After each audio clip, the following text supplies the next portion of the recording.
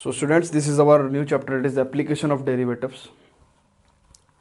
Application of derivative यानी कि जो डेरिवेटिव जिन्होंने पढ़ा है उन्हें समझ में आ गया होगा कि डेरिवेटिव का एप्लीकेशन यानी कि डेरिवेटिव का यूज़। अब डेरिवेटिव का यूज़ देखो कहाँ कहाँ हो सकता है।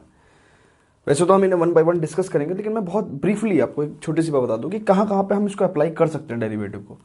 To determine the rate of change of quantities, अगर कोई क्वांटिटी किसी दूसरी क्वांटिटी के रेस्पेक्ट में चेंज हो रही है तो उनका रेट क्या होगा, ठीक है ना, rate of change of quantities.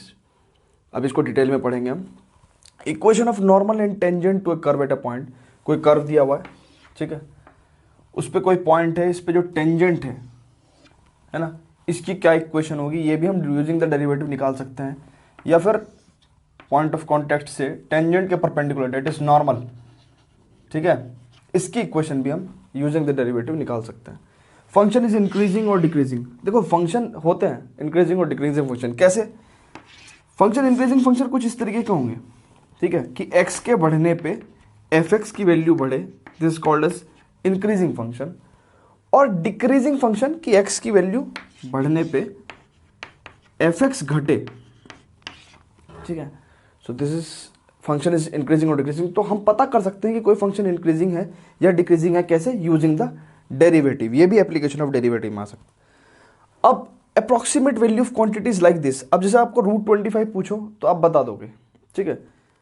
आप 25.83 की वैल्यू पूछूं मैं आपसे तो आप बता तो दोगे कि भाई समथिंग 5 पॉइंट समथिंग होगा, लेकिन वो 5 पॉइंट समथिंग कितना होगा, तो उसकी अप्रोक्सीमेट वैल्यू हम यूजिंग द डेरिवेटिव, ठीक है ना, हम निकाल सकते हैं। इसके बारे में भी हम पता करेंगे।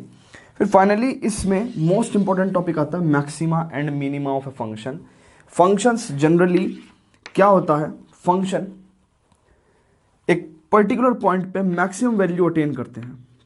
मैक्सिमम वैल्यू तो वो कौन सा पॉइंट होगा जिस पे ये मैक्सिमम वैल्यू अटेन करेगा, या फिर कोई फंक्शन अगर किसी पर्टिकुलर पॉइंट पे मिनिमम वैल्यू अटेन कर रहा है तो वो कौन सा पॉइंट होगा और वो मिनिमम वैल्यू क्या होगी। This is called as minimum value and this is called as point of minima, and this is called as maximum value and this is called as point of maxima। तो ये भी हम using the derivative पढ़ेंगे। तो start करते हैं अपने first से, that is what, to determine the rate of change of quantity. So pause the video to note it down.